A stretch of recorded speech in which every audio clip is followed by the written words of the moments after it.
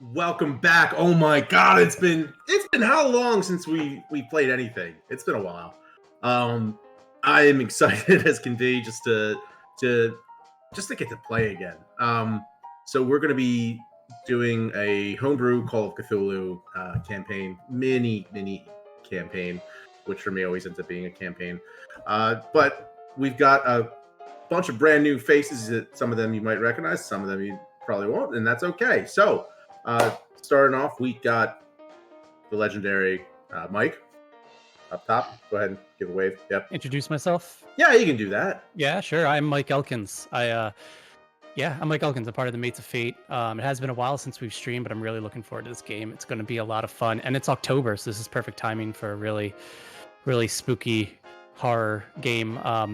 Aside from that, you can find me at the only real social media that I use is aside from Discord, which you should join our Discord, right, Matt? They should join our Discord. Oh yeah, we got a Discord. We'll get to that. Yeah, you can find me in there, but also just Mike Elkins fan page official. That's my Instagram. It's really the only social media I use. So, yeah, only one that hasn't gone to complete shit. So, all right, we've also got the lovely, wonderful Alicia. Just look at her. I'm just, part of Mates of Fate too, and there's nothing else that's interesting about me. So. Bullshit. Oh. Yeah. Everything interesting about you, but it's okay. We can move on. Up next, we've also got man up here. At least I don't know where he's going to be in the actual thing, but Pete. I'm Pete. Tag is B-Way Marshall, making my Mates of Fate debut. So this is really exciting for me.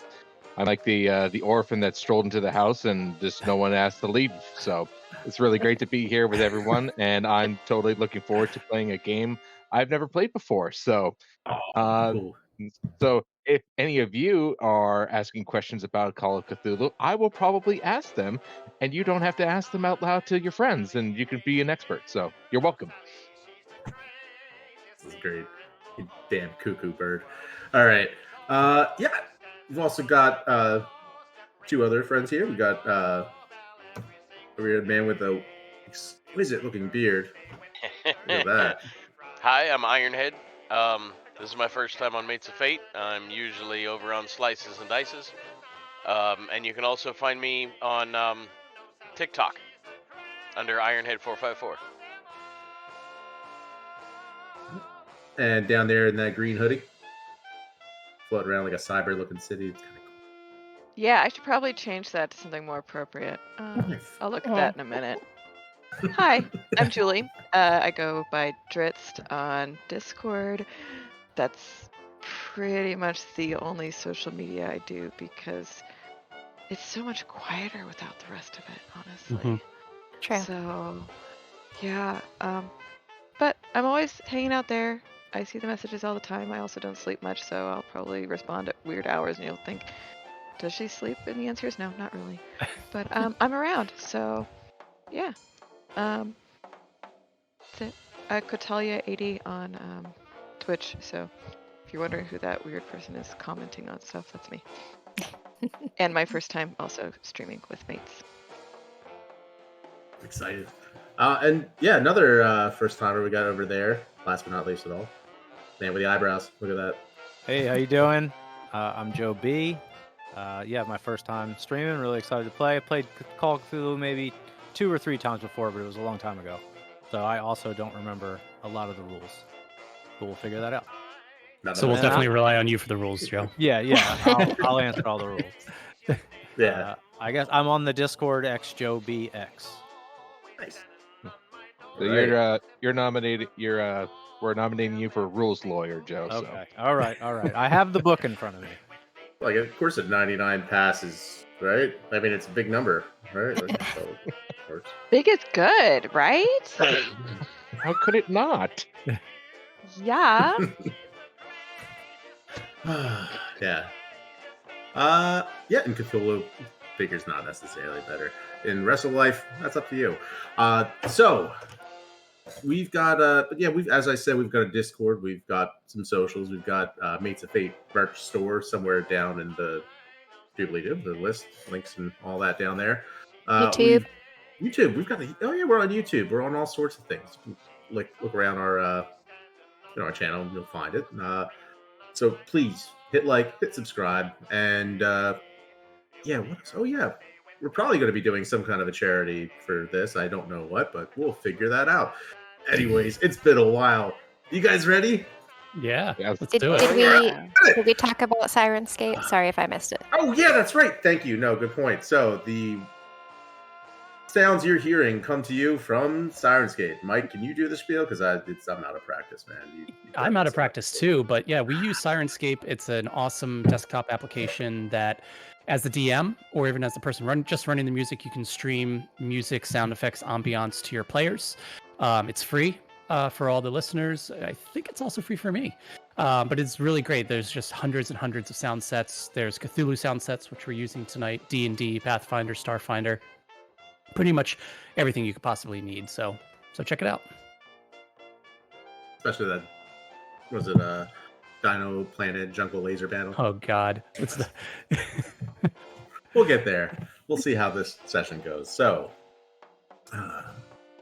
in a couple of things. So for this this particular campaign is going to be one that is, while it's set in a specific time in history, please don't call me out on all the specific history facts that I honestly don't know. It's been a while since I was in college and looked at a textbook. So you mean like how you guys called me out for not knowing anything about ships in Artima, maybe, Matt?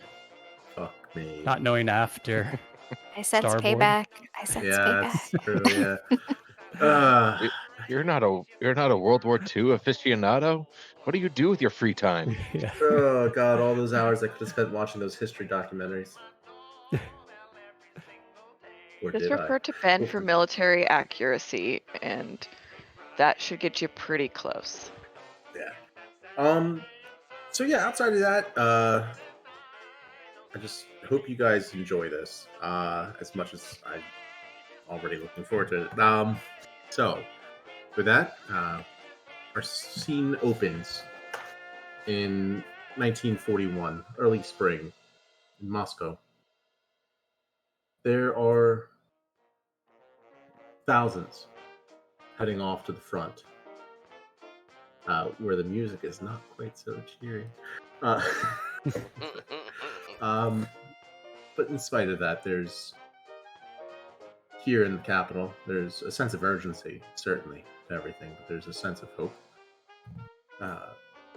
Over the skies of Moscow, you see there's a plane that is landing. Plane carrying a number of diplomats, soldiers, scientists, important figures. A plane that flew high over Europe, high enough to escape the radar and flak that was fired well over the skyline there. It's a plane that arrived in the dead of night. Now, each of you are disembarking that plane. A number of dignitaries and officials on the tarmac waiting you. And yeah. So I think first off the plane is, I would say, Mike, if you could describe your character. Yeah. So this kind of nerdy looking, rather skinny framed gentleman steps off the plane wearing a full suit with a bow tie, very skinny framed in all ways except for his belly. He's got a very big belly, but skinny arms, skinny legs, kind of looks like a bowling ball on two toothpicks. He wears kind of these big bottle cork glasses and this kind of slicked back black hair that also looks a bit disheveled as strands of it kind of coming loose, kind of falling around his face. And he kind of steps nimbly down the steps from the plane and looks around in the crisp air of Moscow, breathes out, sees his breath in the cool air, reaches into his jacket pocket and pulls out a flask and pulls off the top and takes a swig, twists it back on and puts the flask back in his pocket. It's cold enough that you feel the metal stick to your lips for a second. Yeah, you look forward to getting indoors quickly. Following behind you, there is there's a woman. Looks to be really sharply dressed. Julie, if you could describe your character. As she steps off the plane, you see tall woman, slender build, long wavy blonde hair, blue eyes, walks with confidence like she owns the plane. Probably doesn't, but you wouldn't know that by the way she carries herself. And her walk is less of just a walk or a stomp, and it's almost like she's floating down the stairs.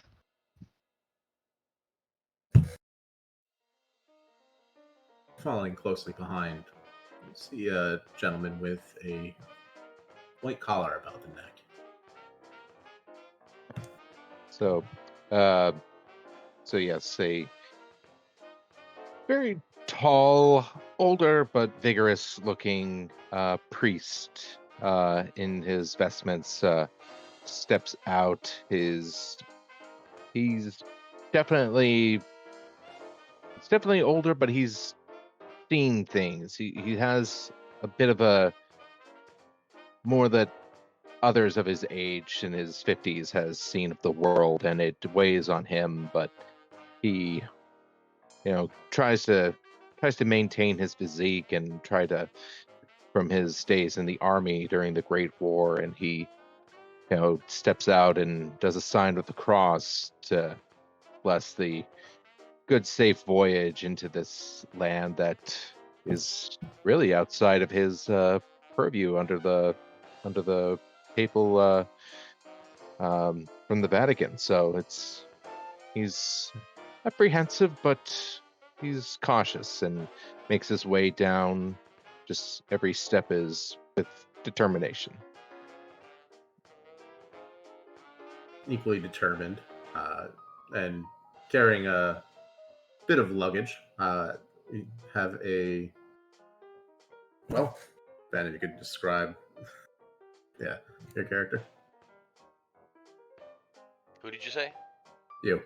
Oh, okay. Yeah. Go ahead. Let's see.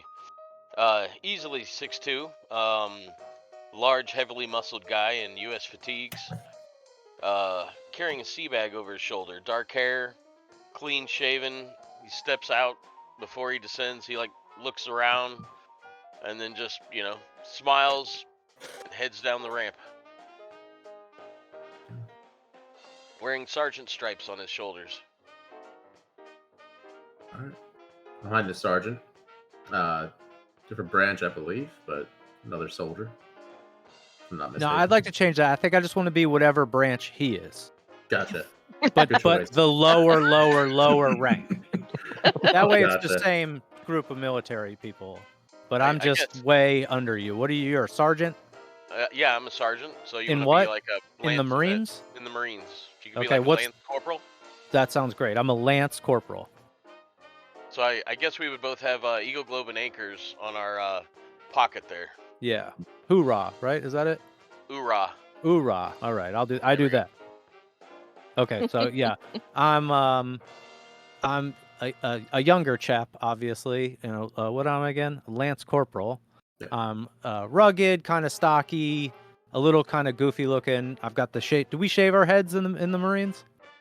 Usually a high and tight, really short Okay. haircut. Okay, I got a fresh one of those, and I'm just kind of coming out of the plane, wide-eyed, staring around at all my surroundings, very almost like excited to be there. And then I guess I trip a little bit and I bump into my commanding officer a little bit, and then apologize and straighten up, dust you off, and then just looking around. Easy, Lance Corporal. Sorry, I get excited. Probably wishing you had a little bit more hair on your head, given how cold it is. But the person behind you doesn't seem to mind one bit. She's seen a winter or two. And So you see a very tiny young woman walk out, and she looks very eager, looking around. She has brown, short hair, but it's tied up in a bun. It's curly, and some of her hair is like falling out. She's holding a bag that looks like she could probably fit in, and it seems like it's very heavy, so she's kind of walking a little lopsided. She has jean overalls on and just kind of like a plaid heavy winter coat, and she's looking to see where she's supposed to go. Doesn't quite know where she's supposed to go, so she just figures I'll just follow everyone else. so yeah, all of the signs being in Cyrillic, right? So it's going to be a bit tricky for you to read. And that is, unless any of you do speak Russian. I do. All right. Yeah. Здравствуйте. Hey. You can be. Oh, American. Come. You were probably all expected. We have on the list there. One moment. You see. Let's see. We have Connor O'Connor. Column. Sorry, that would be me. Sorry, the wind's blowing. It's hard to hear you, but You get used to it. Get inside. Yes. Next, we have Lester Green. Lester Green, that's me, sir. Okay, you are here on the list. Go inside. Customs will meet with you. Okay, cool. Where is Dr. Sigmund Shots? Am I saying this right? Shotsworth. Yes, that's me, Sigmund Shotsworth. Okay. You have your papers.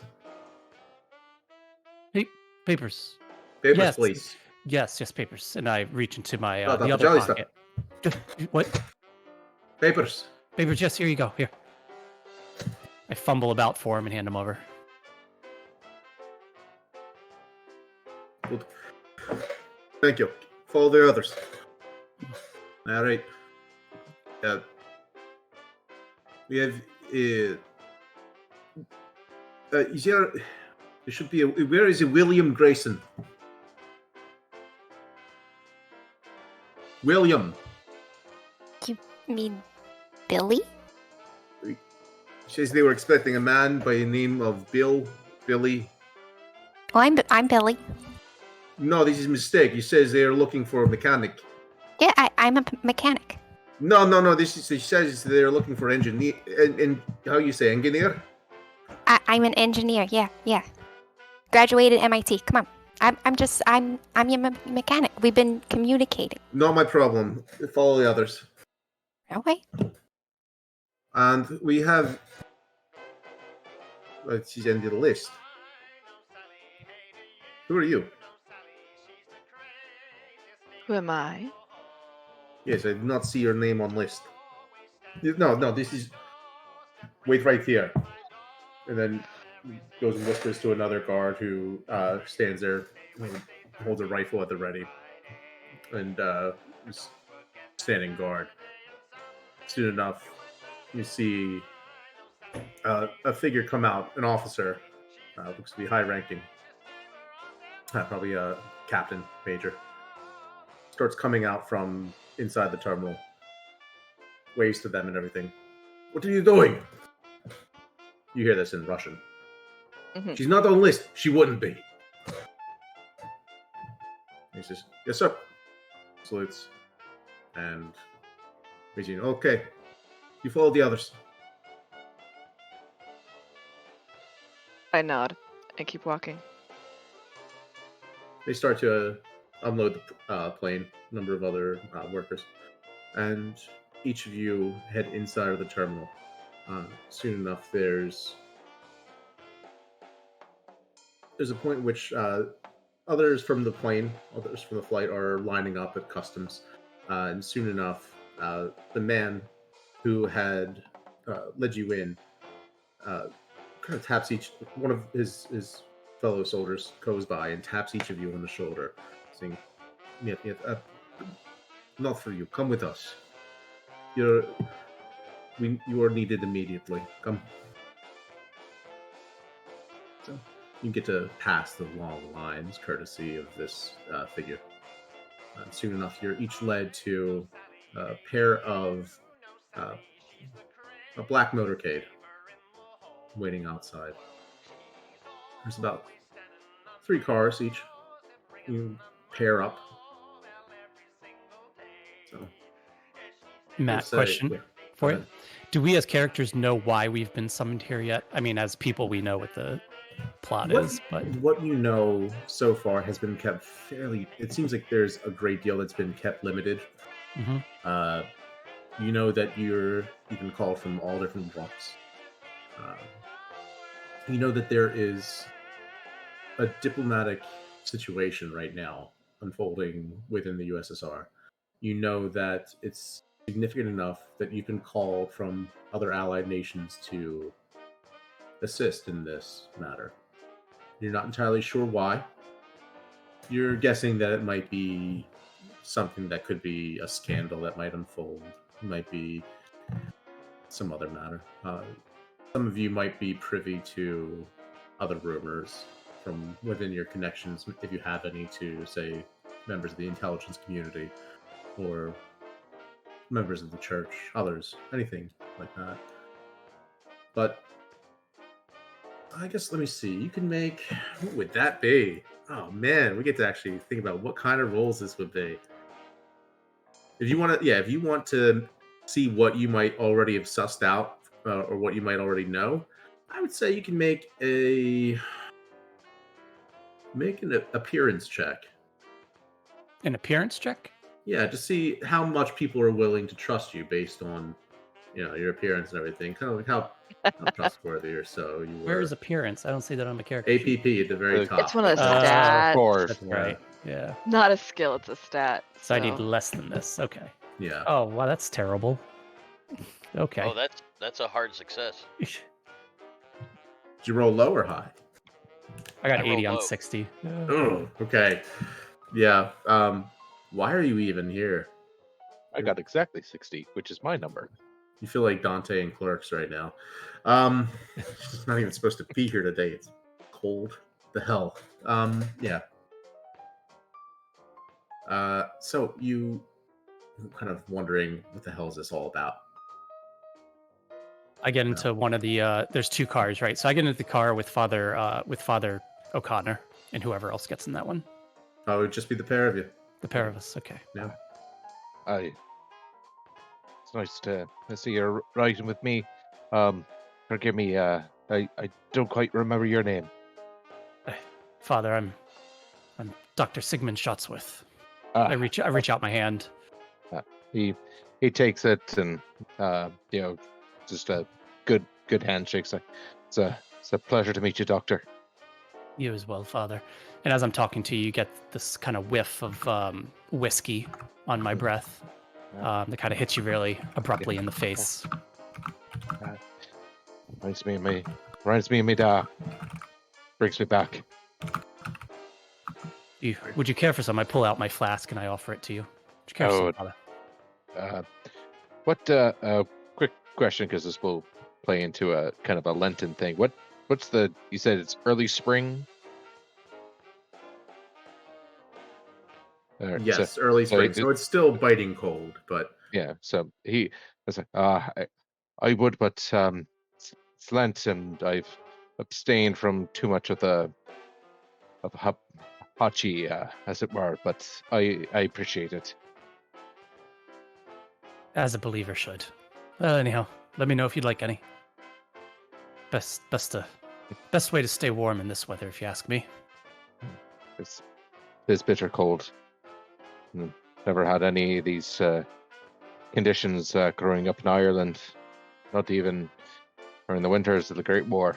It's like a different kind of cold. It just gets to your soul, really. I'm familiar with the weather over there. I have a famous uncle from Wales. Perhaps you've heard of him. I don't know if you could say the name. I could may take a gander in my head if the name has come up in my works with the church, but You've definitely heard of him. His very famous oil baron named Ebenezer Shotsworth. Very famous, very Yeah. famous. yes, that does ring a bell. I remember It's like seeing you're at the something in bottom the of a papers. massive forest floor, and something, above you is just more about branches and twisting a bugs year- and even year or roots two back, coming from slightly smaller trees. There's But yes, he's quite a person. It's impressive. Quite renowned, yes. Well, don't want to keep these Soviets waiting. We should get in the vehicle. Should be off. All right. You two are in. Who's in the second car? I'll climb in. I throw my bag next to me. Room for one more. I'll slide in there. All right. Sorry if I'm taking up too much room with this thing. I just slap my bag. Oh, it's not a big deal. Mine's about the same size. Probably about the same weight. Just squeeze everything in there. You said your name was Billy? Yeah, guess we're twinsies. There we go. It's nice to meet you. Nice to meet you. What's your name again? You can call me Harvey. Well, hi, Harvey.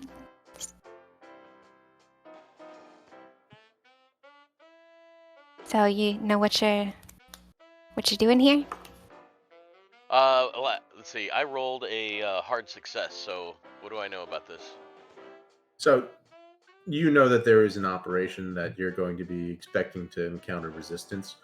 You know that, from your point of view, the Dambruskis couldn't keep their own shit together, and now you've got a bunch of enemies behind the lines. So you have been sent in to clean up their damn mess. Like, they haven't got enough problems, I guess. So somehow they sweet-talked some American diplomat into sending our own boys over.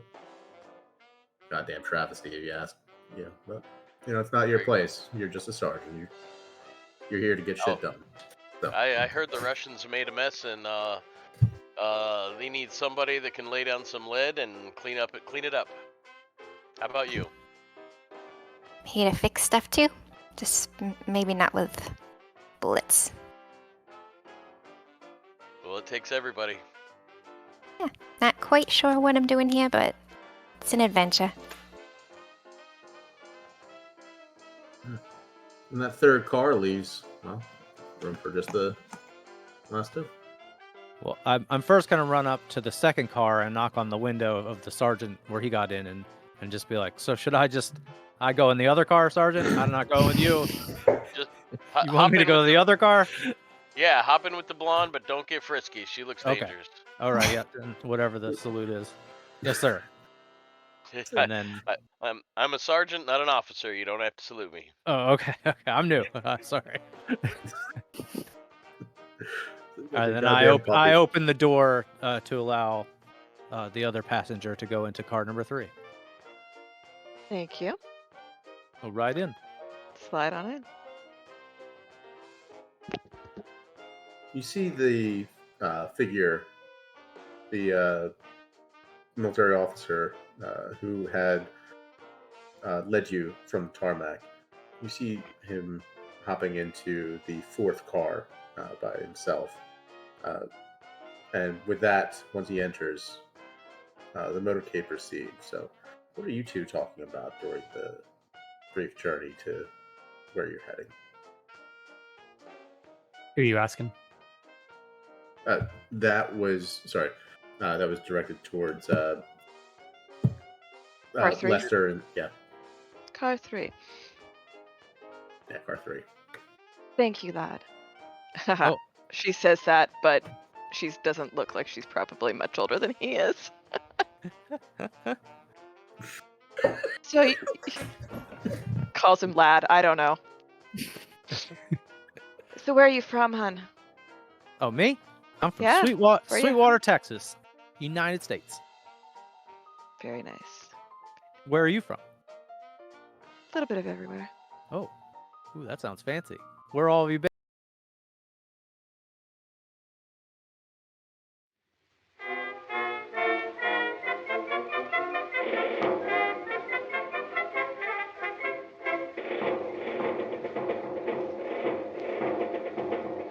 Come on, honey, get your brand new gown. Band is playing, round and playing. Colored troops are coming through the town.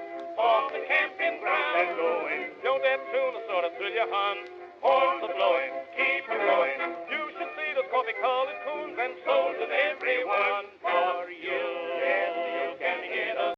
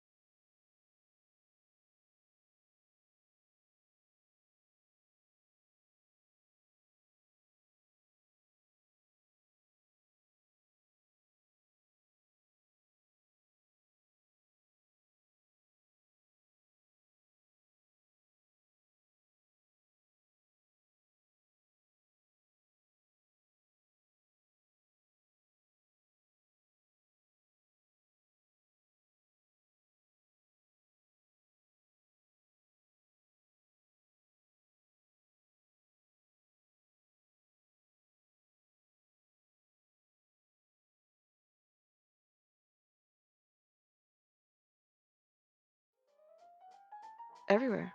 Oh, I'd love to hear Isn't that what I just said? all about it. Oh, there's really nothing to tell. Just tell me the last place you were. Well, I was just on an airplane. Oh, I was on an airplane too. How did you enjoy the flight? I mean, it was pretty good.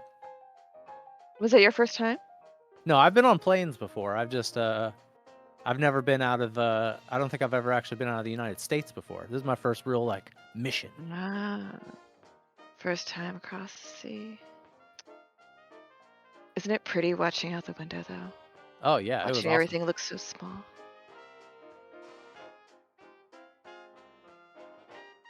Why are you here? What do you do for a job? Oh, I'm just me. I'm harmless. Oh, you're harmless. No Well, what was worries. I don't remember what your name was though. What was your name again? Oh, I'm not sure you asked my name before. I don't think I did. You can I'm call me Lester Sophie. Green. What was it again? You can call me Sophie. Sophie. Oh, all right.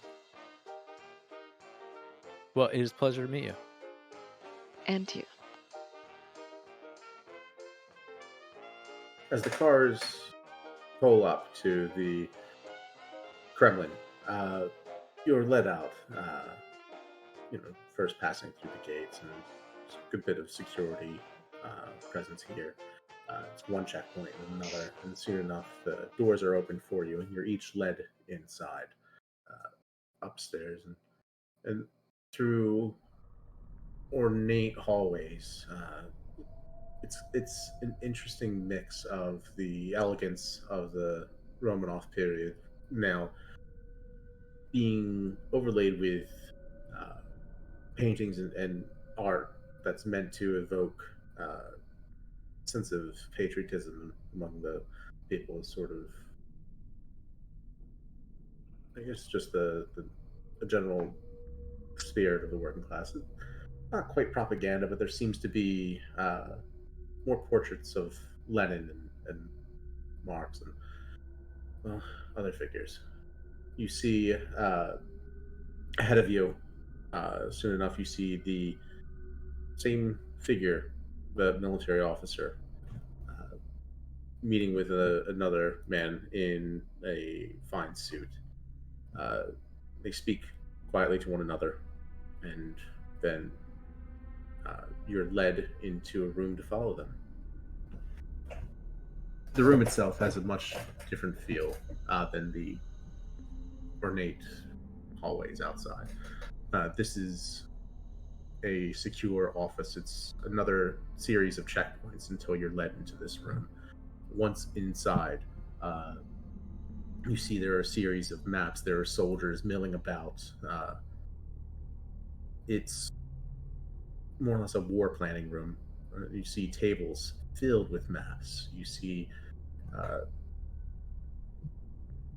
I guess intern wouldn't be the right term for it, but the equivalent of just office administrators running back and forth, and some in military garb, some civilian, and all of them trying to handle the task of managing this war. You breeze right past them, following the officer and the man in the dark suit into another room, past another series of checkpoints. They opened up a set of vertical iron bars. You go in. You're led into a much smaller room. All the noise of as they close the door, all the noise of the chaotic scene behind is silent once that door closes. You see there is a single long boardroom table, a single, almost like a chalkboard with a map strewn up on it, a series of photographs, some aerial, some of a series of portraits of figures that you're not sure of. On a side cart, there's a series of dossiers, it looks like. And you are led in. There's seats for each of you. And you're sitting down quietly opposite these figures. Soon enough, there's a knock at the door, and then it opens. The two figures that had entered first stand up, and there's an impression that you should as well. Let's see, who has... I guess, you know what? Sophie, could you make an education check?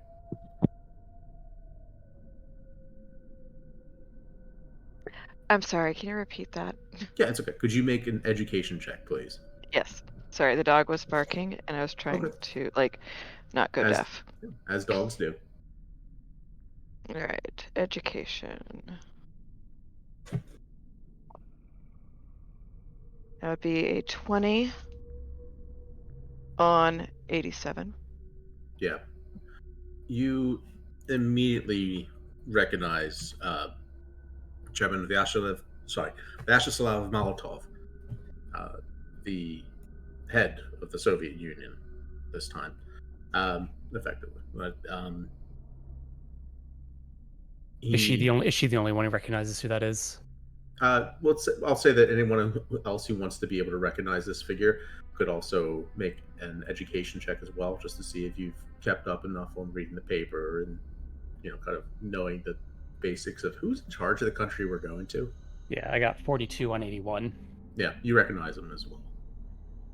I got I have 80. no idea. I got 88 on an 89. Wow. Very good. I got a 23 on a 76. Okay, so you're all recognizing so far. Sarge? Oh, he wouldn't have any idea. Not even gonna bother. Just kind of thinking, who is this asshole? You're just getting comfy. Yep. Love it. Wondering if it's time to light up a cigar and where's the vodka kind of thoughts? Oh, absolutely. Cigars and vodka are definitely on his mind at the moment. I'm getting chesty. But all right. Yeah, so Chairman Molotov looks at you and well, I'm grateful for your assistance in this most urgent and timely matter. I assure you your presence will be guaranteed absolute discretion. With the full might of the People's Army focused on securing our triumph in the West, we lack means to shift our attention to the forces that have come. But of course, I might be speaking uh, ahead of myself, his expression. We have suffered an invasion behind the lines. All of our defensive forces were focused primarily on protecting Moscow, St. Petersburg, and we had not expected that we would see people going for the very heart of Siberia. There is no strategic. Uh, well, we had been under the impression, our generals were under the impression that there were no strategic places of value, no targets of interest to the enemy. A series of planes were spotted flying towards the region of Tunguska in Siberia. They were shot down, most of them, but they used a new technique of paratrooping, a combination of troops and artillery into the tundra. Undersecretary Kutuzov will share with what he's authorized to divulge with you on all matters pertaining to the anomaly. Well, Colonel General Stern, who I believe has already met you, if he has not introduced himself, and understand he's a reticent fellow, the Colonel will brief you on this new development in the Eastern Front. It is my hope that your presence might mark the beginnings of improved relations between our Soviet Union and your government. He nods and everything. The others do a kind of very formal bow, and with that he departs the room. Excuse me. I was trying to get his attention the whole time. He looks very. What anomaly? What's the anomaly? You'll be briefed on that by Undersecretary Kutuzov, as I have said. What he is permitted to share with you as far as details regarding this anomaly, he will share. Thank you. Turns and departs. You see the other man, very brown-faced, push broom mustache, and perfect circle spectacles with a kind of a sweaty-looking comb-over, eyebrows that just start jutting out mercilessly from above his eyes. It is first of all, I want to thank each of you for making this journey here. I know it is not a short flight, not one without risk. As Chairman said, I am Undersecretary Ivan Kutuzov. You have also, I believe, already met Colonel General Stern. And I suppose I should begin about 30 years ago. The region of Tunguska in Siberia is tundra. It is permafrost.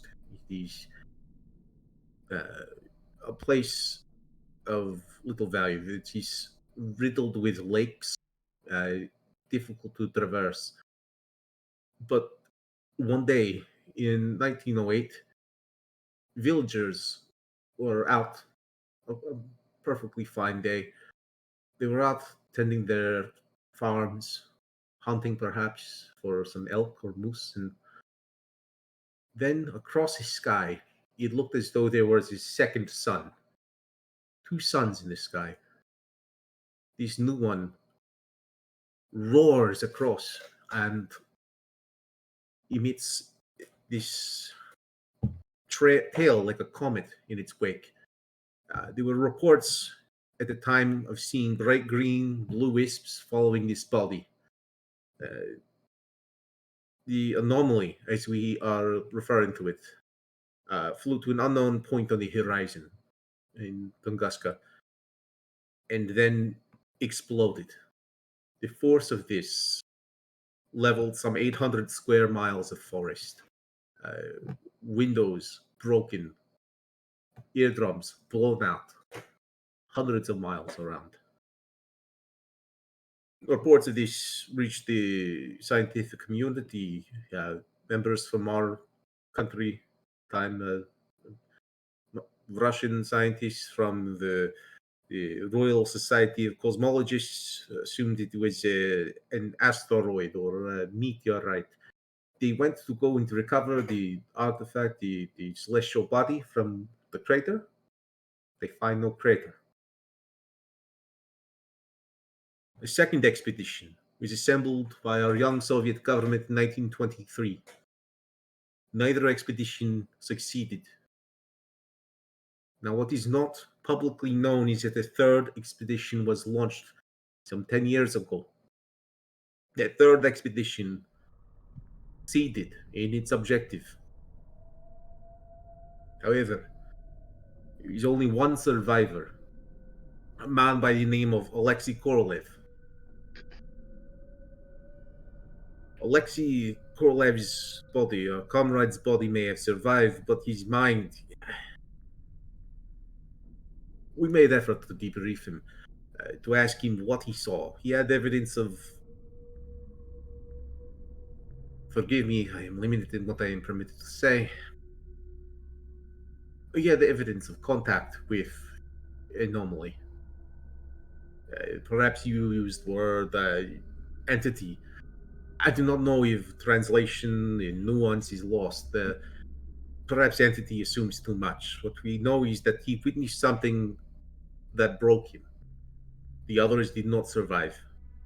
I am not authorized to disclose much more beyond this regarding Comrade Korolev. I can confirm that neither artifact or entity, anomaly, and Tunguska does exist. We know this. Colonel General, um, is there? I have some experience with psychology. Um, would it be possible to speak with this Alexei Korlov, and perhaps a fresh take at interviewing him might be able to gain some new information? Would that be possible? I'm not sure even you might be able to surmise much. You are certainly welcome to try. We have Dr. One moment. He pulls out his file. Dr. Fyodor Fedorov is a psychiatrist, chief psychiatrist at St. Sargius. No, forgive me. At Joseph Engels Sanatorium in Nizhny Novgorod. But the doctor, of course, that is a decent travel away. Uh, You could telegram the doctor, but I think being able to interview Alexei is going to be. The That's problem is we lack the time to be able to do it. I have it, recordings. that would be great to. If I totally understand the necessity of time, given the situation. And if you have the notes from this Dr. Pietrov, I would love to take a look at them, and perhaps I could discern something that maybe he missed, or maybe the. Certainly, Thank you. we can gather them together and present them to you. There is. I'm sorry, Undersecretary. Excuse me. It sounds to me like what you're describing is just a simple asteroid that probably evaporated in the atmosphere before it hit the ground, and it seems like maybe your survivor was Alexei Korolev. Alexei Korlov. Yeah, he maybe some sort of damage in the brain from the radiation from the asteroid. I think it's based on everything you've told me. It sounds rather simple. He exhibited no signs of radiological contamination. Neither did he show. His reports described no crater site, but something else. Here is where it becomes interesting.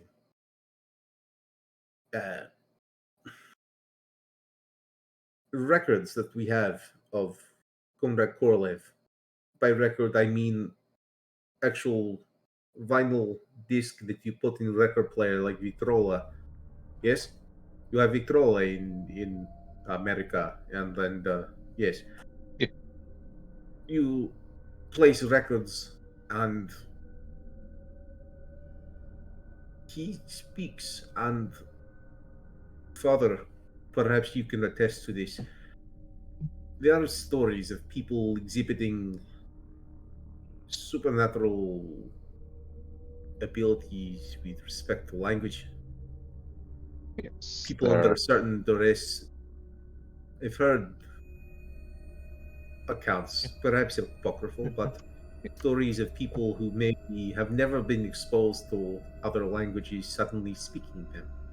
there there's certainly evidence that the church has witnessed of these situations of people speaking languages, the saints, the The apostles of tongues, Jesus, tongues, tongues. Yes, yes. the the the the apostles of Christ were given by the Holy Spirit, according to Scripture, the ability to speak the tongues that they had never spoken before. There's one other aspect that I'm a little hesitant to mention, but there are cases of possession in which Oh, the individual. I believe you are not perhaps on wrong track there. We do believe here in USSR that such talks of spiritualism and uh, that they weaken they are meant to blind the people to the reality, to the concrete scientific reality of this world that would lead them to become enslaved to the capitalist that forgive me, I do not need to It's, preach to uh, any of you. uh, Dr. Fyodor Fedorov recorded Korolev's testimonies, their sessions, and he found Alexei would begin to speak in Russian, but as the doctor pressed him to open up more about his experiences, he started speaking at first what the doctor thought to be incomprehensible babble until he recognized certain words, speaking Russian and then speaking in Greek, in Romanian, and speaking in French, and in found Navajo, he found Hindi, he has spoken, and here's where it becomes interesting. You got to speak in. We had linguists come in. Languages clearly languages, but not at any words understood by or spoken in history. They all know Babylonian, they know Mesopotamia, they learn all the dead languages, and yet they find none that compare, and yet they can recognize syntax. And as he spoke these tongues, the lights would pop in the room. You play back the record, the same thing happens. it's fascinating. I Yes, I most certainly want to hear those recordings. Do tell I me, would do advise do and against it, but it it may prove beneficial. Um, you tell me, does anyone that listens to these recordings, are there any effects afterwards by the individuals listening? uh, Dr. Pyotr Fedorov is of sound mind, body. You need to worry about that. The people have exhibited no transference of, you said, manias or whatever seems to have affected Comrade Korolev. But I digress. The point is that there might be something that our forces, frankly, are not equipped to handle. This is why I believe you have been brought in, Father Connor. As for the other aspects of it, we are hedging our bets, so to speak. Dr. Shotsworth, this is why you have been brought in.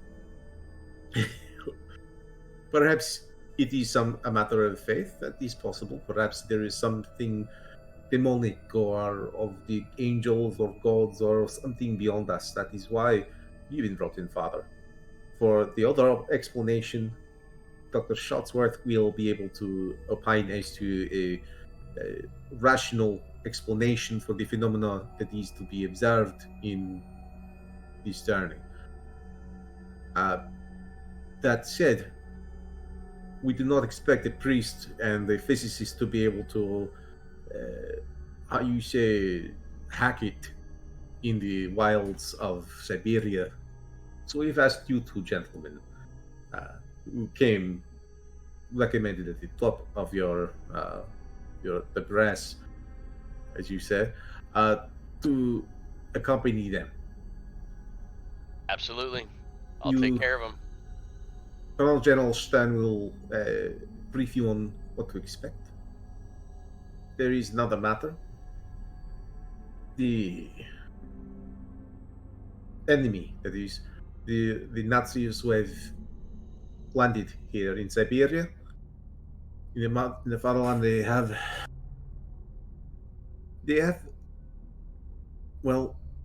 established not only a military presence but a presence of scientific operation in the vicinity of Tunguska.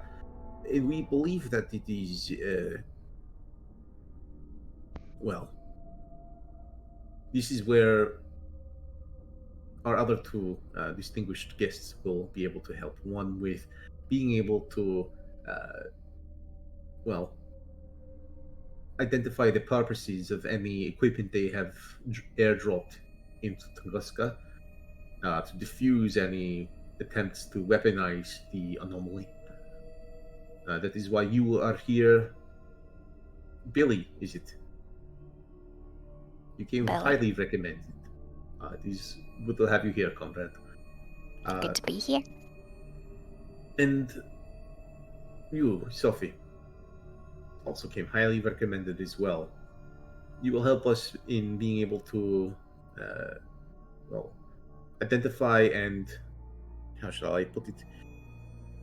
While the enemy presence includes a number of high-ranking military officials, we believe there are other physicists and engineers, high-value targets that, I should not say targets, but assets. We believe that some of them may be there against their will, and if we are able to rescue them, they might be able to help us to better understand the anomaly and to also undo the operation that was undertaken by the Nazis. If anyone you can turn to our side will help us to secure the glorious victory for the Soviet Union. So there are some people being held prisoner by the Nazis there. I would not say they are prisoner in the sense of prisoner of war, as you might expect, as the imagery comes to your mind of people in cages being beaten. No, these are people, highly distinguished scholars in their fields. Like myself. Yes, who are working there, brought with the Nazis to Tunguska. We believe that if you are able to find them, you might have intel to be able to, one, given your linguistic notes I've seen, you might be able to converse with them. Secondly, you might be able to convince them of the righteousness of our cause relative to that of the Nazis. This would allow us to really not make this entire situation the complete catastrophe that it is, and to salvage something that will actually help us to win this war, to better the world. If necessary, though, gentlemen, and he looks towards you soldiers, if it comes to pass, I firmly expect that you will, without hesitation, eliminate any assets. That way the enemy cannot make use of them if she fails in this regard. Is that Not clear? a problem. Absolutely. Good. Colonel General Stern. Comrade. And you see a clean-shaven man stand up with definitely a well-groomed, clean haircut, a little bit longer than yours. Stands up, hat in hand and everything. Well, what Undersecretary Kuchesov has told you is true. We'd expected that when they landed, they'd be mounting an offensive towards Yeniseisk, as the airfield munitions factory were the only strategic target in the vicinity. Or so we thought. It took a long time for intelligence to figure out that Tunguska was the real target. Whatever this anomaly is, it's cost the Red Army far too many resources. Goes without saying this needs to be kept top secret. Is that clear to everyone in this room? Clear. Of course. I've Yeah. never been Civilians you here. encounter, you do We're not tell here them with it. about the anomaly. Unless you absolutely need to. Furthermore, you do not spread panic with rumors of soldiers, Nazis, behind our borders. People cannot abide an entire battalion within their borders while they're losing so many sons at the front. Morale is already low enough as it is. What we know is that the Nazis flew in from the southwest. Once they were spotted, the bulk of the force was shot down by flat cannon and a few fighters that we were able to scramble. He points to the map. We were fortunate to have fighters stationed in Yenisei at the time on an escort mission. They've remained there since the incursion. We know that they did not succeed in shooting down all of the force. I'm not going to lie to you. You're up against incredible odds. As much as half a battalion were able to descend by parachute. They also successfully deployed a number of field artillery units or were able to commandeer local munitions. We're not sure. What we know is that subsequent flights we've sent have been shot down. I turn and whisper to Lester, to Lance Corporal. How many are in a battalion? Battalion, let me see. There's 10, 20, 30. I turn to the Corporal Harvey. The sergeant. How many are in a battalion? Several hundred. So this is at least probably a couple hundred. He's saying, okay. I pat Lester. I pat Lance Corporal on the back. Like, keep trying, bud. I could make a joke, but I'm not gonna. So, Colonel General Stern looks and says, well, all in all, we've sent 3 platoons in so far. The first platoon, KIA, as you said. They were shot down north of Razdalinsk, about 60 miles east of Yeniseisk. Second platoon, successfully airdropped artillery squadron 3 units for reconnaissance and to establish a base camp at Ground Point Saturn. As of the last communication, 1 squadron remained. They reported attacks from hostiles using guerrilla tactics. Following a storm at their base of operations, local command in Yeniseisk has lost all contact with the 2nd platoon, currently presumed MIA. And how many people was that? By the time they responded, it was approximately 20 left. 3rd platoon reached Point Saturn on foot from Yeniseisk and engaged hostiles. They were able to re-establish control but suffered heavy casualties. Aside from the hostiles they encountered, there was no sign of the 1st platoons. No survivors, no bodies, no graves, no burn piles. The last communique from the survivors of the 3rd platoon was cryptic. What we know is that the Nazis have dug in deep around the area. We estimate an entire company occupies the region, possibly half of the battalion. As we say, we don't know how many we shot down. We know that a substantial number of soldiers successfully were able to infiltrate the region. Frankly, our brass was so occupied with Western Front, they never had eyes on. There's no point in placing blame. Bulk of the forces concentrated at Ground Point Bravo. Their force is scattered in the wilderness, and somewhere between 3 to 4 teams leading the hunt for the objective. That is to say, enemy teams leading the hunt for the objective, somewhere in the vicinity of this region here in Tunguska, codenamed Pluto.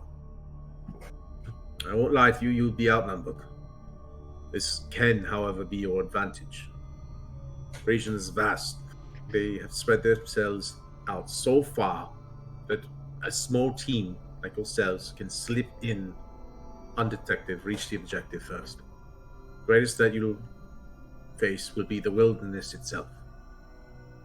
Fortunately for you, with summer approaching, the tundra is thawing. Unfortunately for you, the tundra is thawing. This means you will encounter difficult terrain, marshes, lakes that were previously frozen over, or lakes that only seem frozen over. Do not think that because winter is over that the threat of hypothermia is behind you. More than this, you must beware of the fauna. Bears will be coming out of hibernation. Wolves will be on their hunt to feed their pups. If you see a tiger, you run. I'll say it again, if you see a tiger, you will run. You will not try and take a shot and think you can take it down. You will run. Well, Maybe it will kill someone else instead of you. that is all well and good, but I mean, I assume you'll be fitting us out with protection, clothing, and perhaps some weapons. Even though you say not to shoot, I think it's best that we shoot. I would if it's not a last say resort. do not shoot if I did not give you the means to shoot. You will be making your landing here at Yeniseisk, village there on the right by this river. From there, you will be resupplied, stocked with provisions, adequate equipment, and maps, everything you need. There will also be for you some scientific equipment to carry with you. Wait, we aren't taking a vehicle? You will be flying from Yeniseisk and then be airdropped as close as we can possibly get you to Ground Point Saturn. From there, you will need to traverse Tundra on foot. As I said, the timeliness of this is necessary. The Tundra is thawing. The reason why we are concerned about the timeliness is the risk of Nazi Germany weaponizing the anomaly. I myself have not even been briefed exactly on the particulars of it. What I can tell you is that I have listened to the recordings of Comrade Korolev, and what I heard while Undersecretary Kutlov says that he's not transferring, I will say that it will haunt me. I'm a man who has seen war, and what I heard on that recording will haunt me. Whatever it is our comrade saw, if the Nazis get their hands on it and find a way to amplify, to direct it, to weaponize it, to channel it, to replicate it, to it is not only the war that will be lost, but the world itself. The Germans that are there, are they regular army or the SS? Expect a mix of the two. If you have a preference for killing one over the other, then so be it. At the Well, end you of the don't day, feel bad when you're killing SS. I But would they're a expect little you harder can- to kill. They have been trained. Our forces did, as we said, engage them. We have 3 units, 3 platoons that are MIA or KIA. I would not underestimate them. Colonel General, if the overall concern is what the Nazis will be able to take and replicate and reciprocate on the world, wouldn't it not just be more simple to bomb the whole area? Is there perhaps I might be missing something. Is there something that the Soviet government wants us to acquire and bring back for their use? What I can tell you about the anomaly is that such a strategy would be ineffective. We have reviewed it, and while it is, yes, the objective of establishing control over the anomaly ourselves provides more advantageous benefit, it is based on response from Korolev, based on evidence obtained. There is, unfortunately, no. Bombing from air will not work. If I'm not able to listen to all the tapes of this Alexei Korolev, has the recordings been transcribed? Forgive me, I'm not well acquainted with Russian as I am with. The translating from Russian to English will take some time, but we can work on obtaining translation for you. We can have it wired to you in Yeniseisk. Again, I do not believe we have translation and transcription available yet, but we will see what can be done. Thank you.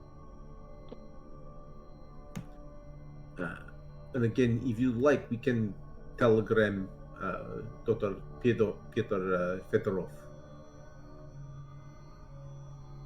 Is Dr. Pietrov available here to speak with? Peter Fedorov is a very busy man, apparently, even so busy that he is difficult to get to come to the Kremlin.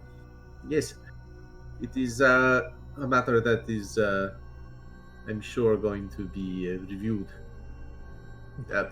I again digress. We have a few others who will be accompanying you. You'll be joined by actually, I believe, a member of the Royal Air Force has been led to us. A pilot by the name of William Rosser will be flying you out to Yeniseisk and then also over the tundra. In addition, I believe there is a mechanic, Dmitry Volkanskaya, who will be asking you a great deal many questions, Billy. Me? Yes, comrade. Okay. You can expect to find Dmitry in Yeniseisk. And as for we will not send you all out there alone, Dr. Schultzworth. At Yeniseisk, we have others. We have a number of scientists. Well, out of them, we really only have Dr. Boris Mikhailov, who will be able to assist you if you need an assistant to help you with experiment. I doubt I will need assistance. I prefer to work alone, but I appreciate the help. All that taken into consideration, we also will be sending Dr. Mikhailov just the same, in case, do not take offense, but we prefer redundancy as much as possible with mission. Yes? Good. He means in case you get eaten by a tiger. I thought he was Yes, calling me redundant. You see, I thought he was Sympathetic. telling us about the tigers, so that we could shoot one so we could make a lovely fur. If you want to bring souvenir back, I recommend nesting doll. But So, I'm still stuck on the jumping out of the plane part. I've never jumped out of a plane. Am I going to be like attached to somebody else, or just like a free for all? we will certainly not simply push you. There is a parachute. If you have not been trained, it is understandable hesitance to do so. Colonel. That will be taken care of. There will be people at Yeniseisk who will train you as necessary, what to do, and you will not be flying over the tundra without parachute on. I only say this because I'm not going to lie, I disagree with the suggestion of that, of even flying over the tundra, given the fact that the last time we tried, the plane was shot down.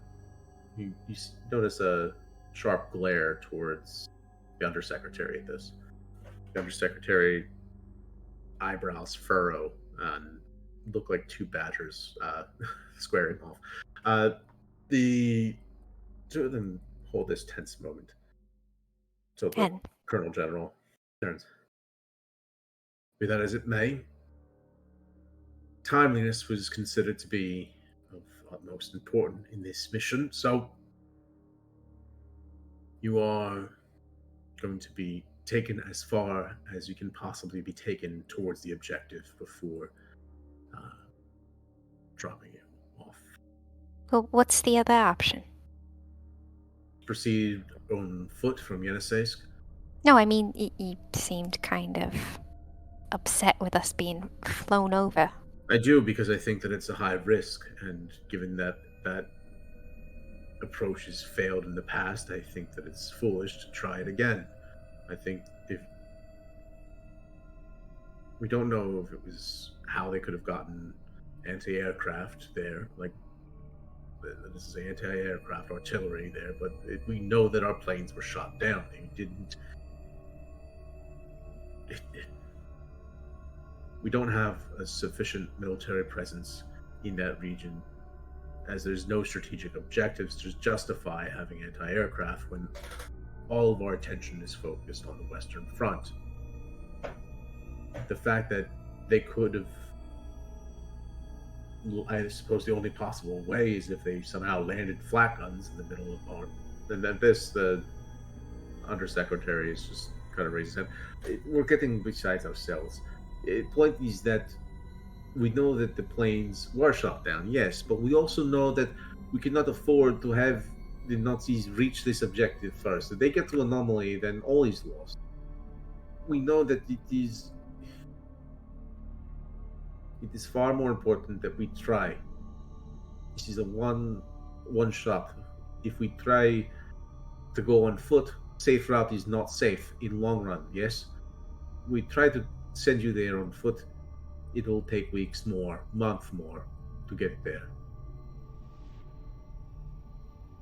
This is not an easy choice by any means, but it is only choice. Yeah, this pep talk just keeps getting better and better. This is what you signed up for. Well, in all fairness, it wasn't really, for me personally, I wasn't really signed up as. It's told by my bishop that I'd been conscripted by British intelligence to get on a plane and head here. So, but I'm here now, and it seems that perhaps some of my skills might be of use in this situation. So, this is what we have to do. Then I say, get us what we need, and let's get us there. Bishop, general. It's always there's always someone higher. Aye, there. We're all chairman. We're all following orders. I serve the people, is what I say. As we say in my hometown, the shit runs downhill. I'm not Oh, sure I come on. understand colloquialism, but It's good we're going uphill then. Oh, come on. Flying in a plane that's probably going to get shot down to get airdropped into the hostile wilderness of Siberia to kill some Nazis and save some scientists sounds like a damn good time. this the Colonel General claps you on the back. I wish we'd had a chance to serve. All right. Well, you'll be put up in the Kremlin. There's some folks who will see to it that you have decent accommodations, the guest rooms in the upper wing. You could be led to your rooms, and unfortunately, I know you've just departed from a flight. Your next one will be much lower risk, as I said. Far less risky than flying over Nazi-occupied territory. You'll land in Yeniseisk, might have a refuel stop between here and there, but I expect you should be reaching there still tomorrow, perhaps around the early afternoon. From there, you'll resupply, spend one more night, and then it is off to, well, on the mission. I won't lie about the stakes here. There's nothing less than saving the world. We've only seen one victim in Korolev, yes. Bear in mind, a third expedition. Equally capable people. Just as young, just as strong, just as brilliant as any of you represented here. And they did not suffer the hazards of enemy combatants on the lookout.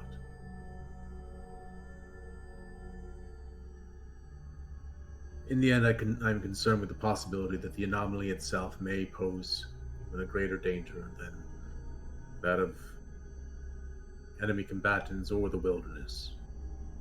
There are far too much that we do not know, and that which we do, we are not able to share with you. Not able to divulge because of secrecy. I'm not able to divulge because secrets themselves are ineffable.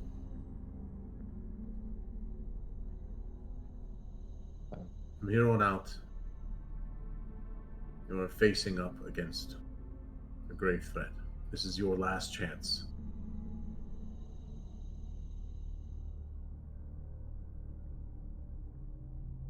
If any of you wish to back out, this is it. Oh, what fun would there be in that?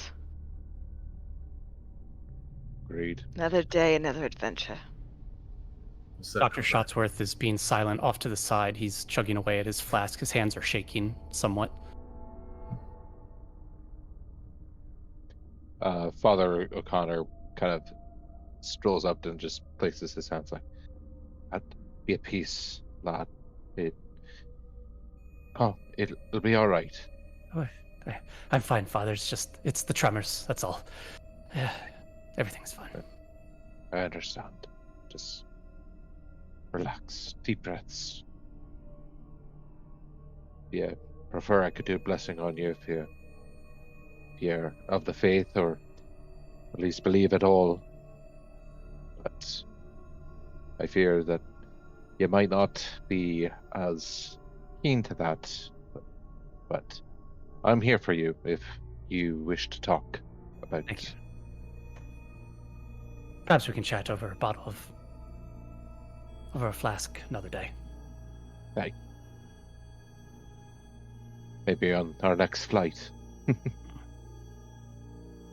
Alright.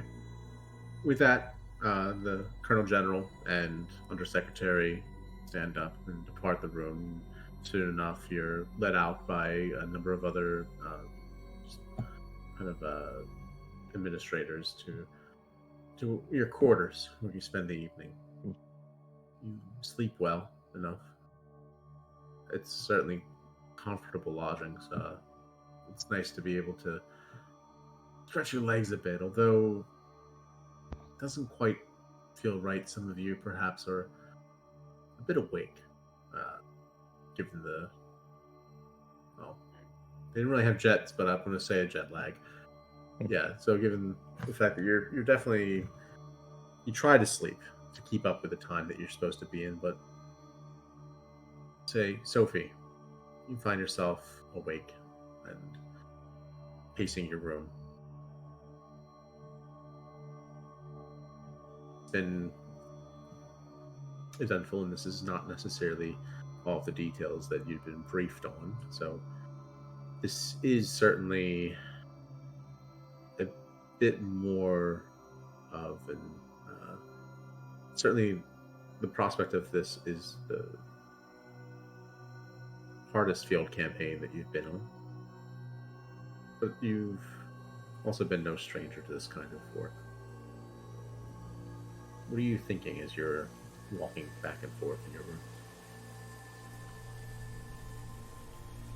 Well, if I'm worried about staying safe, I know who to stay close to. And that's the sergeant.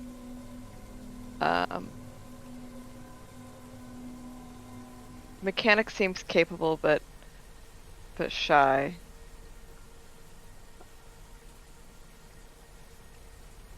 Not so sure about that jump. But it'll be what it'll be. Maybe it'll be short-lived. Maybe we'll get shot down too. Who knows? But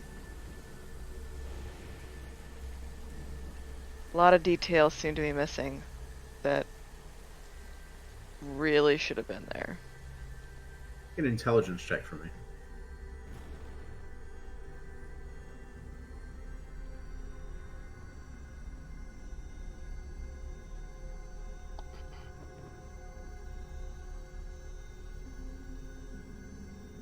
That would be a 21 on 80. Yeah.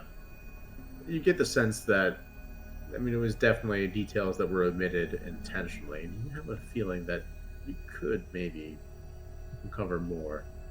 You're not so sure about how hesitant they were to keep Korlev's testimony from you. It seemed very, very adamant almost. Like that was, whenever they were pressed on it, they seemed to be putting up one obstacle after another in the way. So, could you Be sneak nice around the to be able Kremlin to and get a try hold and of find those them? tapes. Maybe. You know that there's all sorts of records and things like that downstairs and by that war room, but that's certainly going to be, well, couldn't possibly go sneaking around the Kremlin. Good God. I could just be sleepwalking. Certainly. People have done stranger things. I mean, truly. Yeah, that sounds like a wonderful idea. I'm gonna go start wandering around the Kremlin. Dr. Shotsworth, you've been drinking all day long. You have not been eating. Your stomach is doing all sorts, just a gymnastics routine in there.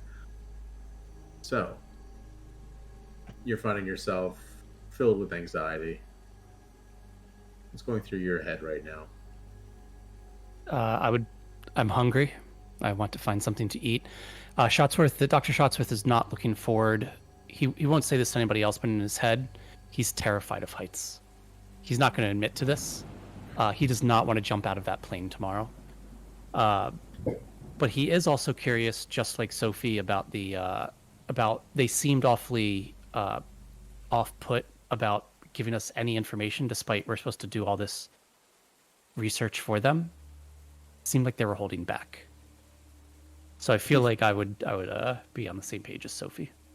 What do you think? What does Shotsworth think regarding this whole anomaly? Oh, it's not supernatural. It's clearly explainable by a meteor and maybe some radiation. And I think it's clear that the Germans are just trying to position themselves for a more advantageous geographical position for the war.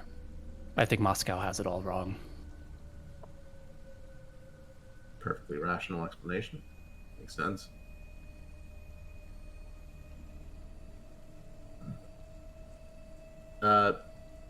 Billy, you're trying to get your fireplace to work. And the damn flue here just is not working. What? Can you make a quick mechanical repair?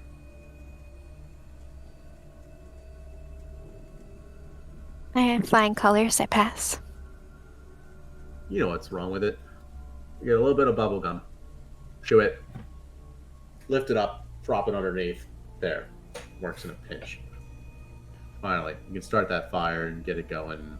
The smoke will go right out. Start a draft, and soon enough, nice, cozy, warm fire in your room. Or just rub my hands in front of the fire, thinking that I'm probably not going to be this warm for quite some time. And then I get a piece of paper out of my pack. I sit down and I start writing a letter to my dad.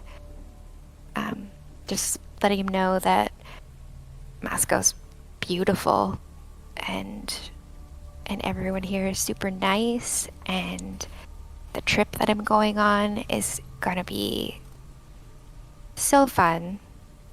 Trying new things. I'm gonna jump out of a plane. And it's all just, leisure stuff. And then the last line, I just say, see you soon. And then I try to see if I can find somewhere I can mail it. But for tomorrow. Narrator says she never did see him soon.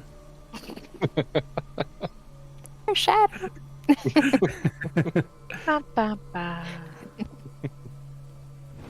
What are our soldiers doing right about now?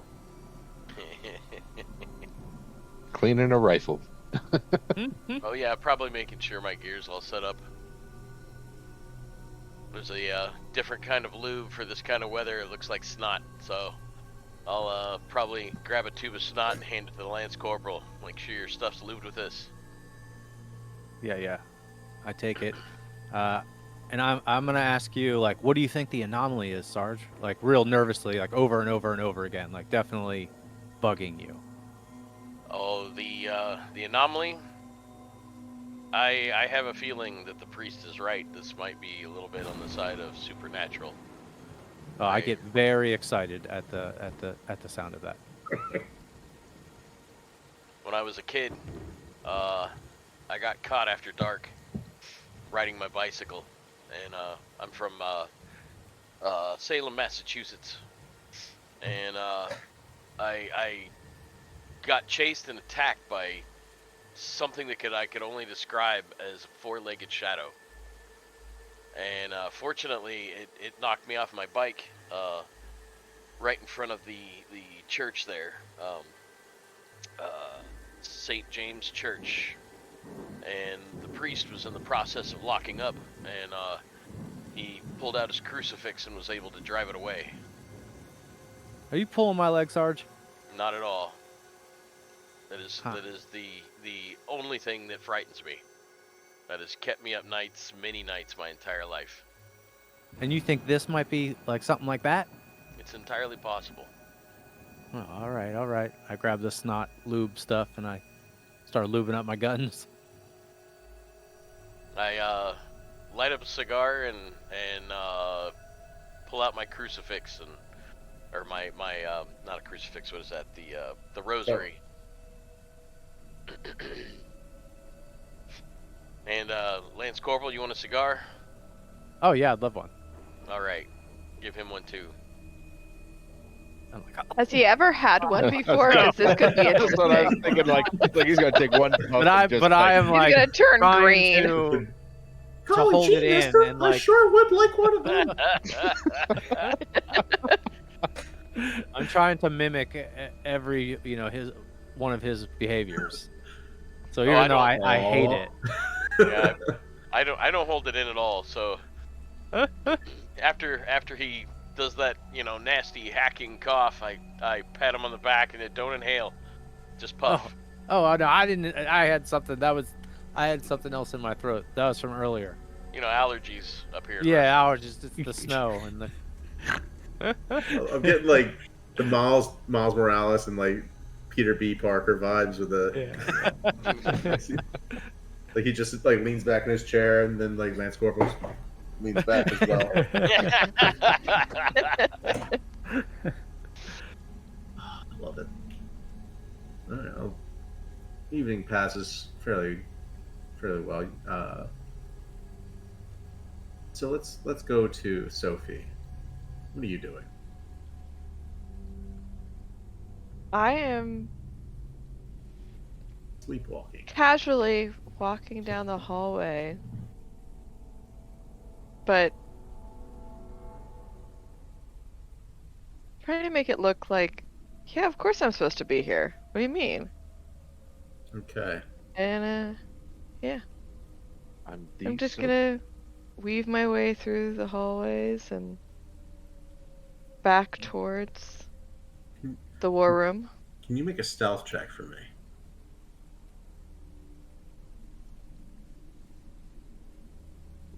I will say, Matt, I'm also wandering the hallways. Maybe not right with Sophie, but I'm in search of food. Got it. So if I Not come a- across her at any point, that's all. That's what I'm doing. On a 75, I rolled an ought two.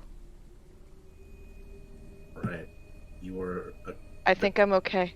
you're a ghost in the Kremlin. Shotsworth, do a spot hidden for me. Spot hidden? Yeah. Sure can. Where are my dice? There they are. That'd be, yeah. Spot hidden. All right. Oh my gosh, 91 on 60. You're like, oh god, thank god I smell something, and then you look and you just see smoke, cigar smoke coming out of a door. Does anyone eat around here? Yeah, they're struggling to find food. I have a quick kind of technical question so on the character sheet there's a parentheses of 25% for a spot hidden. Mm-hmm. What does that entail when you're Yeah, go ahead. like what does that entail with like your actual range? Like the points that you put in. So yeah, the percentage thing is your base like rate. Like if you don't put any points in that whatsoever, that's what it is, right? So that way it's not like if you don't have anything at all in spot hidden, it's a 25% is what the number is, right? That way it's not like 0% for people, and Yeah. it's like, oh well, Okay. Basically, Kinda that's what it do was before you added anything to any of your skills. Okay. So Right. it'd be that percentage plus what I've added. Right, like if you've never or what yeah, if you've never Okay. picked a lock in your life, then you've probably got like a 1 in 100 chance of being able to do it, right? So that's why they figured Got it. 1% for that, for example. got it. And I apologize, I cannot remember if it's just when you add points to it, if that's just taking 25% and then you put 5 in it, is it 30? Or is it like Yes. starting at, I Yes. think that's what it is. Makes Yep. sense Yeah. to me. Yeah. That's how I did it. Yeah. Because otherwise you're spending a lot of points just to get back up to the base level. So that would be shitty. So yeah, still shit roll, Mike. Sorry. So yeah, you Go cannot Goose. find food. Sophie, I would say you are able to make your way through. You find again a lot of checkpoints here. That is the Kremlin. However, it is also after hours. So for the most part, everyone who's in is well trusted. They're not really. They have more checkpoints and guards stationed outside than within as well. So you have a good chance of being able to get to where you need to go. I'd say, given your background, you probably know enough about the layout of the Kremlin. You know enough about the area. So I would say I want you to make a library use check for me. That's going to be equivalent to trying to find specific records.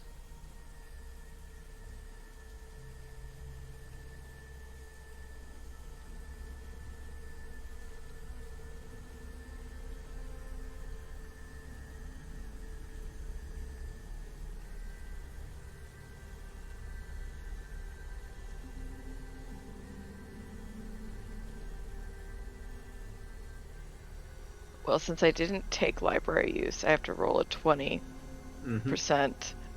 and I had a 22, so that didn't work out.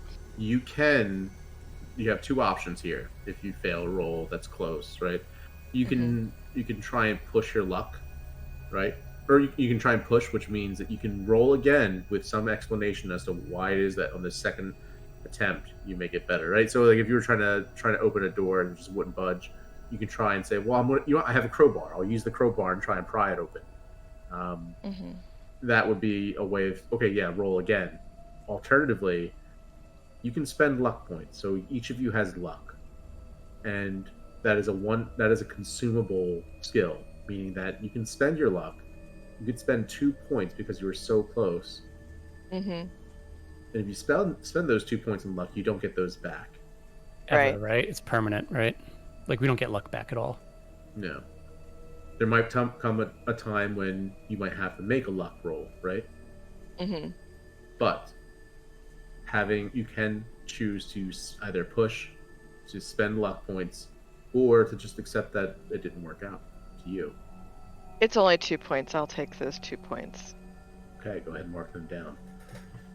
How many luck points do you have? Down to 78 now. 78. Oh, wow, you got a lot of luck. Holy cow. Shit. You are lucky. I have 45. Yeah, I got 50. Like I said, I'm okay with 2. Yeah, spend them. So, damn. Can't take it with you. Yeah, It's can't take it with raining you. luck for her. Yeah. Oh my god. Speaking of Powerballs up, so you've got you've got your That's when I your would pass fail. then. What's that? Yeah, figures. Does it have to do with real money? I don't even want to try it. All right, I so wish I could be as rich as my TTRPG characters. oh god, we're just maxed out at like 9999999 gil. Yeah. Okay, so Sophie, you find, what is it that you're looking for specifically? I would say Probably, the papers on Korlev. yeah, about the survivor and the actual transcripts. Because I am fluent in Russian, I can read all of it, no problem. Okay. What you find is a transcript that speaks of, well, how do I put this? Of Korlev having, first you see the brief on the paper looks to be written by Dr. Pyotr Fedorov, covering the patient's background, treatment of using a combination of electroshock therapy, artificial fever therapy, to try and see if they can treat him. It seems to be relatively outdated, maybe given what you've heard about, psychiatric treatments, but it's a developing field. What you know is that Korlev visited the region, and they discovered the site. And in uncovering the site, they thought they were being hounded by animals on the way, but then ended up having bad dreams. The voyage was, well, some said cursed, some said just unfortunate. There was dissent and was some mutiny among the expedition, but it succeeded in that they did find the location of the site. You see specific coordinates even on a map. What you know is that the transcript from Korlev outlines these. It seems almost as though it's the interview starts off between Fedorov and Korlev as casual conversation, but as Fedorov presses him on the specific figures that he traveled with, Korlev becomes defensive, shuts down, becomes hostile until everything spills out at once, as far as information that, from what you can gather, seems either an extremely imaginative, take from Korlev, or it seems like he was privy to a lot of knowledge that shouldn't have been. What you know is that Korlev was almost like a laborer, right? No one, not even, could hardly read. And yet you find Korlev spouting off theorems in German. You find other sections where he's describing astral phenomena that should have been certainly far beyond his education. And in fluent Swahili.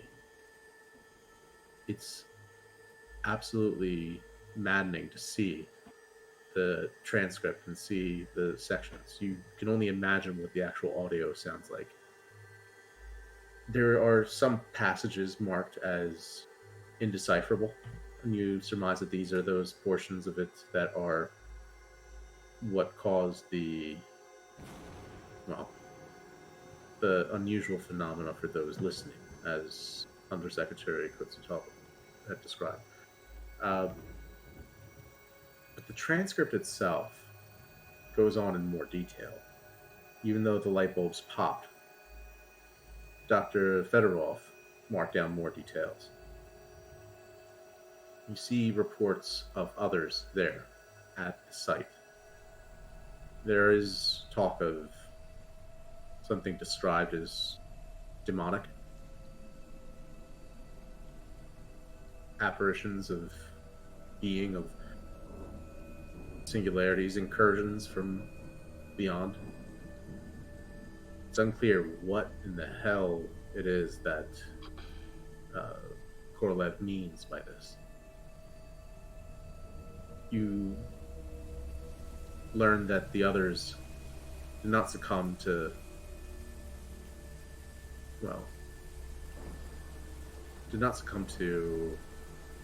the wilderness, nor do they fall to whatever it was that the anomaly posed as far as a threat directly.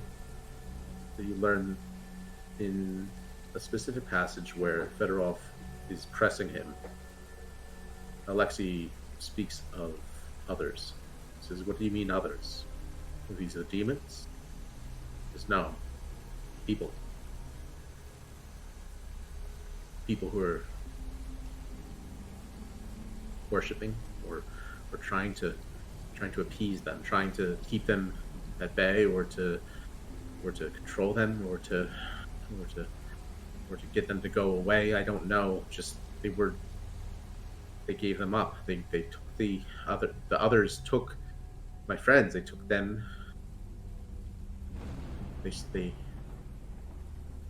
They gave them to them, and just like you might, I don't know, give the fishmonger change for your dinner. They just gave them up, and then I saw them.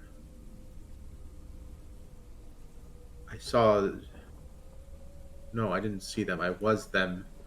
I remember childhood in the Alps. I remember childhood I didn't have. The doctor did, and I saw it, and then there was I've never been to Greece, and I saw the Mediterranean. Do you know how blue it is? I saw it. I don't know why they said all these things. And just as patient begins rocking back and forth, striking at head. Inconsolable. Patient sedated. Session concluded. Recommend higher dosage of morphine. Recommend increased frequency of electroshock, and begin artificial fever therapy after the weekend. That's the end of the file. Definitely interesting. You hear footsteps outside. I close up what I'm doing and slip into the shadows. Try to Stealth check. replace everything as it was before. Stealth check. Right.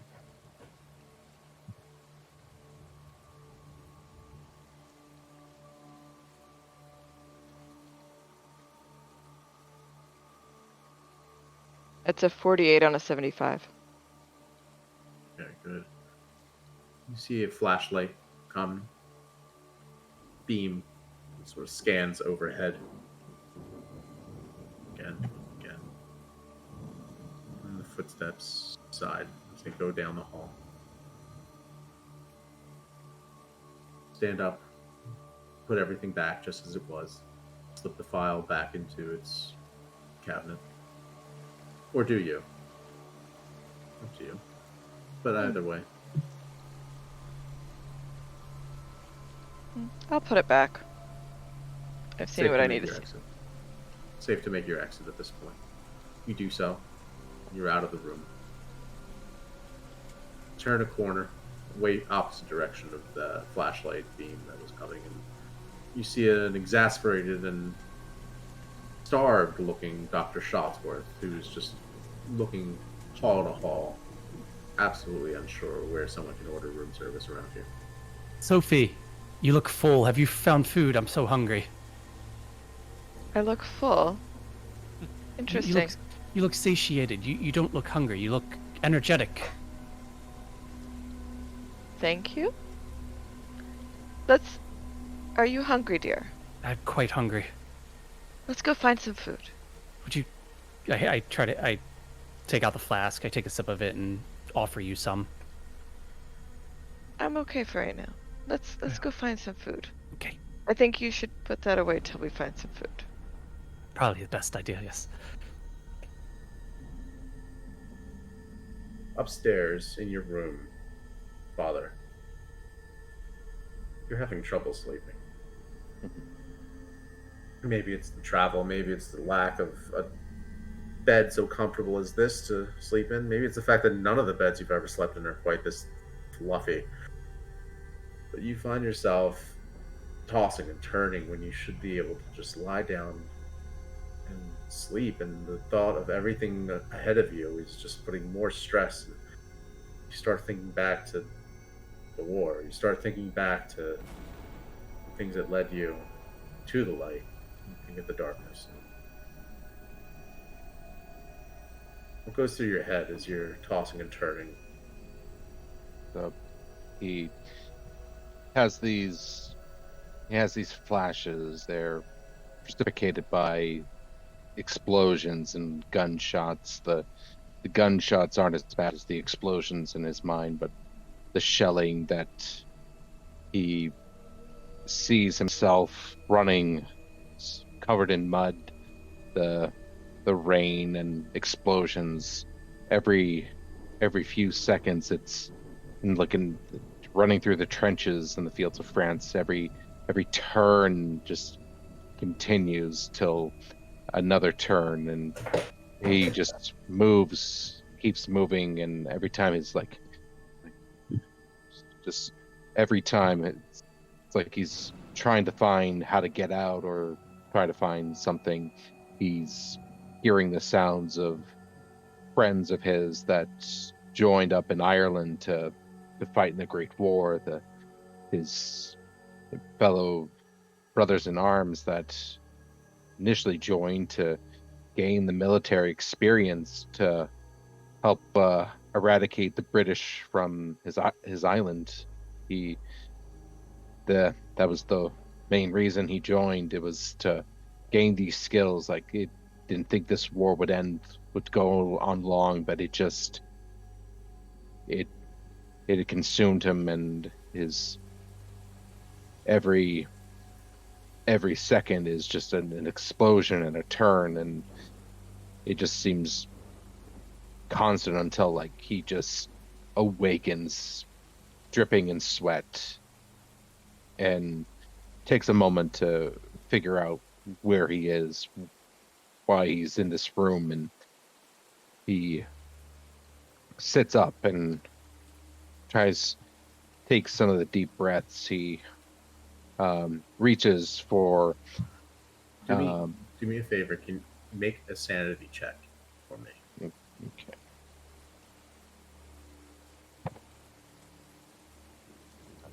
That is a 37 on a 49. Okay. You've been through this before. You've been through this before. You've been through this before. It's a dream. It's just a dream.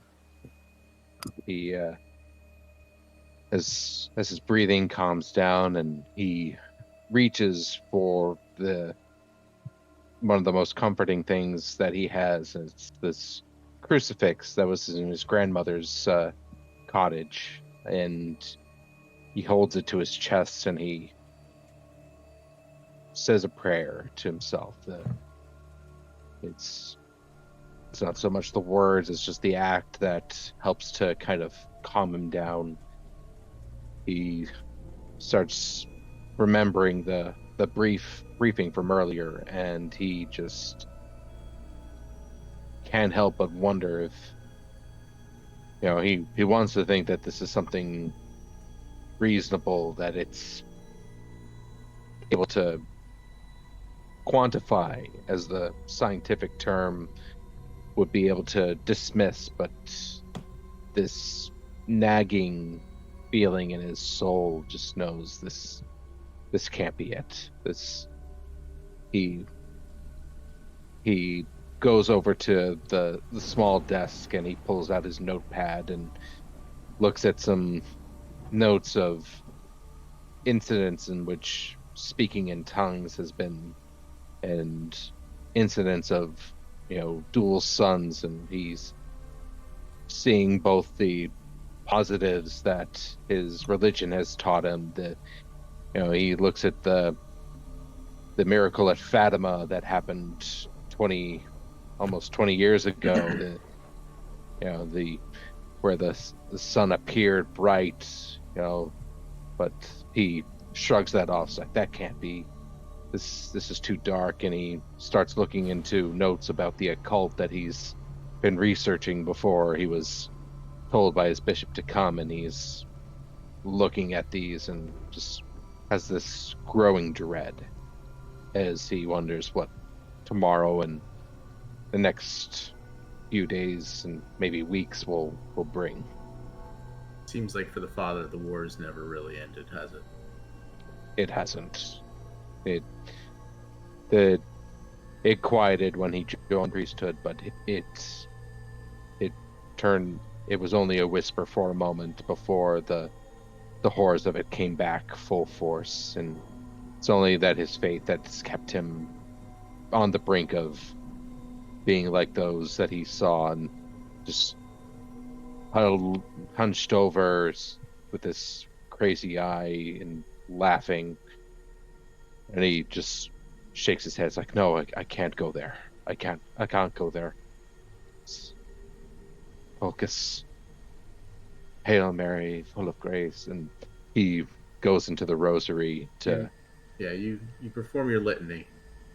That safe place you can always go back to, and in time the words mumble into each other. Full of mercy with you, blessed be you. And sleep does come eventually, a full restful sleep for each of you. Shothworth, you eventually find a kitchen along with Sophie, and you get your food. Eventually you go back to your quarters, and you all sleep away the night. Morning comes, and similar sort of thing. You're all knocked on the, there's a knock on the door, and a kind of grab and go breakfast presented to you, and then you're led to another motorcade that brings you back to the very same airport, where you're shuffled back onto a plane, your luggage and everything gathered and assembled, and you shuffle past the same miserable looking guard who's standing there in a much windier, colder day. There's some light snowfall, and the sky is just the grayest thing you've ever seen. And he's out there again, barking at other passengers coming off of other planes, and you're coming on yours. And you're bound for Yeniseisk. Get on the plane. And it's long enough of a flight. Not nearly so harrowing as the feeling of not knowing if you're going to survive that you had been brought up with in the flight from UK back over Nazi territory to land here in Moscow, dead of the night. Maybe, Lester, you probably have some reading material, maybe excited over the prospect of, oh boy, is this going to be some kind of a spooky thing that we're going to go and fight, and what's all this about? What's going on with you? I'm very excited, and I pull out my my prized possession copy of Amazing Stories #2, and I sit next to the doctor, and I show it to what is it, Dr. Sigmund, Dr. Shotsworth, Dr. Shotsworth. Dr. Shotsworth. You ever read any of these stories before? And it's it's Jules Verne, H.G. Wells. What do you think about this anomaly? You think it could be something like one of these stories? No. It will be easily explainable. It's I assure you, it's probably just a meteor that blew up in the sky, and I don't know. That's not what Sarge thinks. Sarge doesn't think that. Sarge, he thinks it could be something like this. Is that what you think? Sarge, tell them what you told me about the thing with the bike, and it was dark. I think supernatural things are out there, Doc. And if we're lucky, all we got to deal with is a few Nazis. But you never know. I think you that luck might prove you right. I think we're just going into Nazi territory, and I think all this mumbo jumbo about speaking in tongues and dialects, easily explainable. I don't know what the explanation is right now, but I'm sure with time and research, we would figure it out. They'll figure it out. I don't know, Father. What do you think? Oh, I can't deny that there's certainly the possibility of something grander in the scheme of things. This power that's unquantifiable, I think, would be the term you would put it, Doctor. But I certainly hope, like the sergeant says, it's not that. But yeah, you can never be sure. If you prefer, Corporal, I do a blessing on you for, before we have to jump, as they say. Sure. No, thank you, Father. I'm not a religious man myself. I would definitely take that blessing. Absolutely. And kind of holds out his hand, and he just recites the words, a basic blessing. If I know some of you may not be of the faith, or you not to, or you may be another religion, perhaps, but a blessing can never hurt. If you care for one, I'm always happy to apply. How about you, Billy? Billy, was it? Yeah, Sure. Billy. You believe in things you can touch and things that you can see, right? Surely you're with me on this. I've never seen any supernatural thing in my life, and I'm certain I never will. I'm just here to fix stuff and break stuff, and I like to break things too. yeah, I mean that takes Breaking all things of is my fun. energy. But I'll judge when I see something. We'll all see in time. Sarge, at least you and I have one thing in common. Not much of a religious man myself either. Care for a, I offer you my flask. Oh, I'll take it. Take Did a they- swig and give it back. Did they give us gear and stuff, DM? Keeper? They I would say they at least restocked your flask, so it's okay. You're Did they good. give me a bottle of vodka?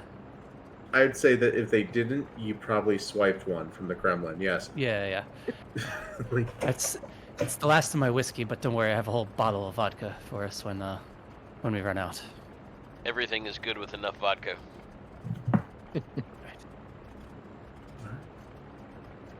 soon enough, the plane starts its descent, and you can see outside snow-capped mountains on the left side of the plane. To the right, you can see the even though the fields themselves are mostly white with some speckled grays and browns, you can still see the outline of a frozen river, the occasional bit of ice melted to the south. You can see like the light kind of glinting off of it. And you get a sense of this landscape ahead of you. This is only really a preview of what's to come, but you can see that it is wilderness. You've flown before, some of you.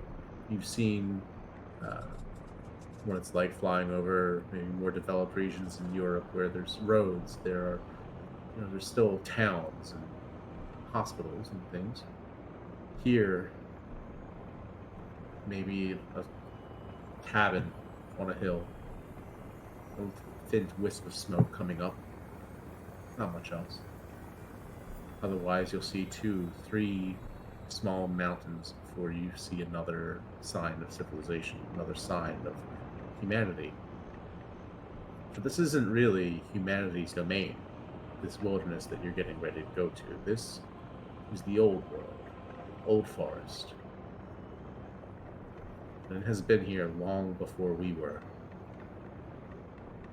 And interestingly enough, perhaps the anomaly itself is something that will outlast us. Something that has always been. Something that's waiting. Something whose time is now about to come. And that, I think, is where we're going to call it for tonight. We don't even get to jump out of the plane, Matt.